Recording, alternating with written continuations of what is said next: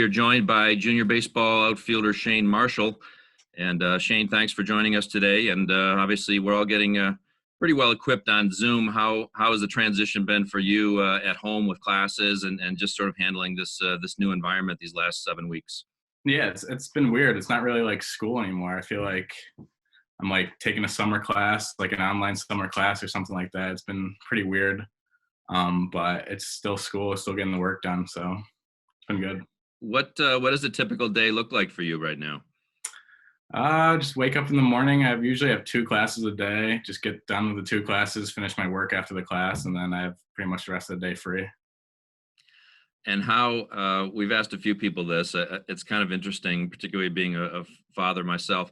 How do you think your sudden appearance on the home front has affected anyone else in the house? As your parents didn't rent out your room or anything while you were gone, did they? No, they're definitely enjoying it. Yeah, I don't know. I'm probably annoying them, but I think I'm more annoyed with them than they are with me. So, it's just typical stuff. Take us back now, if you can. It was back on March 12th or so, and particularly was an adjustment for you guys. I think you were a couple hours away from getting on the bus to go to Towson. We had heard that series was going to be canceled, and then kind of the dominoes started to fall. What do you recall about that day in particular, and the next couple of days, and how this whole thing came to be?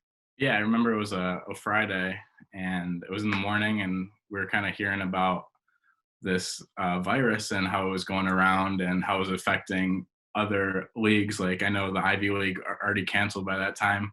So we were thinking like, I don't know if this is going to be like our last weekend or what's going to happen. And then we got a text message in the morning saying that we're not going to Townsend anymore. And we're just like, what do you mean? And it was kind of just like a shock. And then the next couple of days, I think it didn't really set in yet to what had happened with like the teammates and everyone who we're talking with. Like, I don't know, like we didn't know what the future was going to hold. But yeah, it stinked. And yeah. You, in particular, the baseball team had probably the most extreme emotions going these last couple months. I mean, if we go back, you had that incredible $60 million anonymous gift. Yeah. So the excitement and the high of that, which of course meant that you weren't going to play at home Mm-hmm. this season. So you had that adjustment. And then when the construction got delayed, then Yeah. that changed and you were back to the idea of playing at home, which certainly was probably exciting for some of the other guys to feel, the older guys to feel comfortable. And Yeah. then this hits, and all of a sudden everything is washed out. I mean, can you imagine such a range of things happening to the program? It was like a roller coaster. And the sad thing about it is we had such a good team, and we were projected so high in the rankings. And in the first couple weekends we played, we were really grooving, and we're starting to get the hang of things, getting it going. But it just got cut short. But next year, hopefully, I mean, we got a lot of guys coming back, so hopefully we have the same thing going. What have you missed most being at home and just maybe not seeing the guys and not in your normal routine on campus? What's sort of been the hardest adjustment you've had to make? Yeah, I would say the routine really, just living with the guys and being with them every day, having a practice every day, even seeing the coaches and talking to them and being on campus and seeing all the athletes and everything. I think that's the biggest thing that I miss really, because it's just so much different at home. It's like, I'm not supposed to be here right now. I'm supposed to be at school playing baseball with my friends and, traveling across the country. So yeah, it stinks. Have you filled up your time with any either new hobbies or getting back to any old routines and things that you've done in the past and just didn't have time for? Yeah, I actually picked up disc golf. So yeah, it's something that you can just go walk in the woods and play a course. But yeah, I'm still trying to play baseball as much as I can in the park with by myself or with my dad or something like that. Yeah, that's what I was going to ask you next. How have you been able to at least try to keep up conditioning and just try to be sharp? I know nothing can replicate what you would have had in the cages and live pitching every day, but Yeah, like when it first came around, and their season got canceled, there was still a bunch of guys, and I stayed at our house in Binghamton for a while, and we were just going to parks and throwing BP, throwing front toss, playing catch. But as everyone started leaving and going back home, like nowadays, I'm just going to cages, doing front toss, and working out really. So that's how I'm staying busy. And you in particular have certainly a lot on the line. I mean, this was your junior season, draft eligible. I know you'd had plenty of communication with some folks from scouts from Major League Baseball. What have you heard about the draft? First of all, I certainly heard that it was probably going to be pushed maybe back into July, Mhm. possibly being reduced in the number of rounds. What have you heard, and how is it affecting you directly in terms of where your future lies? Yeah, honestly, you've probably heard just as much as I have. I've heard that it's going to get pushed back. I've heard that it's going to be shortened rounds.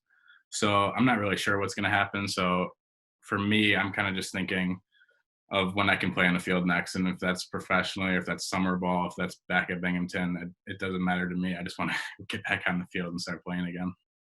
Yeah, it's so difficult. I imagine so many people are in limbo. Even those Mm. college players in those summer leagues, some of which have been canceled already, and some are kind of being delayed in hopes that they can get back there. But um, what have you when you talk with your teammates who are certainly all set to scatter around and go to these leagues in the summer? How is everyone sort of adjusting to this period where they just don't know what's next on their schedule? Yeah. So my summer league got canceled, and I know a couple other guys on our team got canceled. Their summer league got canceled. So as of right now, we're talking to Coach Herbo, who kind of directs where we go in summer, and he's trying to find leagues that are still open for this summer and try to place us there. So we don't really know what's going to happen. It's kind of just a waiting game, and to see how this virus plays out. And while you're waiting, we saw a nice release last week by the Rochester Democrat and Chronicle, where you were selected to the All Decade team from 2010 to 2020. What had you heard that was coming out, and what were your initial thoughts when you saw that? Yeah, at first I didn't even know they were doing an all-decade team, and I really didn't even know about it until the team was already out and everything. And I just like my dad sent me a text, was like, "Hey, look at this." So I like opened this document up, and it says you're made all-decade team, and I was like, "Oh, that's pretty cool." I look at the list, and I know like almost every guy on there from either just hearing about them or playing with them in summer ball. And yeah, at first I was shocked. I was in a loss for words. I couldn't really believe I made it. There were so many good players back in high school, and yeah, it was an honor. To put it in perspective, I ended up speaking with the coordinator of that list, and we were trying to do some math calculation. I think he indicated there were approximately 100 schools with baseball programs in Section 5. And then, obviously, over the course of a decade, we were calculating roughly there would be anywhere from 500 to 700 different individuals who would have played on teams during that stretch of years. So that pushes you out to, let's say up to 7,000 individuals. 20 were selected for this team. So Yeah. that math ends up being less than half of 1%. That's the company that you were in there. Pretty remarkable accomplishment. And I'm wondering, um, what do you recall? What are some of your fondest memories from high school at Webster Schroeder, and just what does that make you think back about when you see your name on that list? Yeah, what I think about really is my junior year, how we won our section, and then we made it to the regionals. We won a regional, and then we went to states, and we played in the semis, and we beat the team in semis, and we went to the finals, and we actually played Ben Anderson, his team from Shenandoah, and I actually started the game as a pitcher, and I think I went like 6 innings, gave up 3 runs. We were winning 6-3, I think it was, into the last inning, and then they came back and won on a walk off. But it was still good. It was one of the best years of baseball in my life, and had a lot of good memories with the guys on the team and the coaches.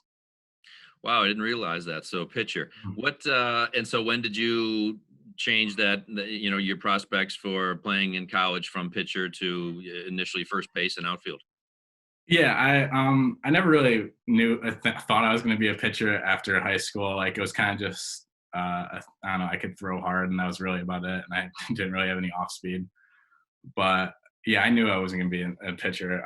I really played infield a lot. I remember after I got taken out in the States game, I went and played third base.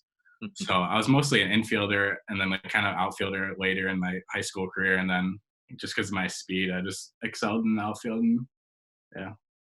And But when the funny thing is Ben Anderson was the catcher for their team, so it was kind of funny. Yeah, Shenendehowa is certainly a powerhouse, and Yeah. particularly with the Anderson brothers. When did your recruitment to Binghamton start? Tell us how that came to be. Yeah, I think it really started when we did go to states, and states was at Binghamton. So we played semis and states there, and that's where I first got looked at by Coach Herba and Coach Sinicki. And then ever since then, they kind of just followed along. I went to a area code tryout that I think they were there at, and then the next whole kind of, I think I played like the PBR New York games or something like that that summer, and then they asked me for like a visit, and then that's kind of how the ball got rolling.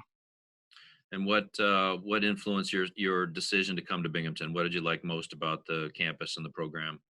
Yeah, I mean, the first thing was the coaches, really. They were super down to earth and nice, and we had great facilities.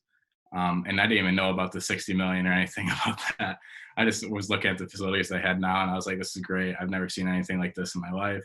And it was a great distance from home, and I thought they had, and also they had a great winning record for the past couple of years, and I was like, I think this is a great fit for me. Hmm. And when you were maybe a senior and getting ready to make that jump, what did you imagine was going to be the biggest challenge for you in terms of making the jump from high school to Division One baseball, and then how you feel like that adjustment, how you settled into that adjustment right away? Yeah, I think the biggest adjustment is like pitch velocity. Like when you're hitting, as a hitter, the pitching is just that much better. The kids throw harder. They have command of the ball better. They have better off speed and stuff like that. So that was like the biggest thing I thought coming into my freshman year. And then how it kind of translated, I didn't play as great my freshman year. I was chasing everything, swinging every ball, but yeah, I definitely grew up a little bit the next couple years. And what do you imagine, based on what you know about your game, what your coaches and maybe even the scouts have talked about? What do you envision now as that next step that you've got to take, for to begin a professional career? Yeah, definitely just finding more barrel, hitting line drives and gaps and getting extra base hits. Really, that's one thing that I want to work on coming up this year and next year. So yeah, that's what I'm excited about. It looks like at least the bulk of the seniors on the team are going to be back for next year, which is great. I know it's probably a difficult decision for them. Um, how did you feel for those guys, and certainly probably plenty of other seniors and other sports that knowing that they may have missed out on their last opportunity to play in college? Yeah, I was actually like very I was pretty upset. I know, I mean, we're really close with all the seniors, not even just on the baseball team, but in athletics in general. And yeah, I was worried because I didn't know if they were going to get eligibility. And I was like, that would be the worst way like a college season could end, or a career really could end that way. But once the eligibility thing came out, I was texting all of them. I was like, are you guys coming back? Are you guys coming back? And luckily, a lot of them are coming back. So I'm excited. Daniel Franchi's, I think, has been in the program longer than I've been alive. So yeah, I'm excited. It's gonna be fun. It's gonna be really, really fun team. I mean, as you indicated, that team that you guys had this spring was starting to pick up steam, and again, you were picked first in the conference for a reason. Um, and yeah, this was kind of shaping up to be another one of those championship seasons. And so, do the guys do you feel?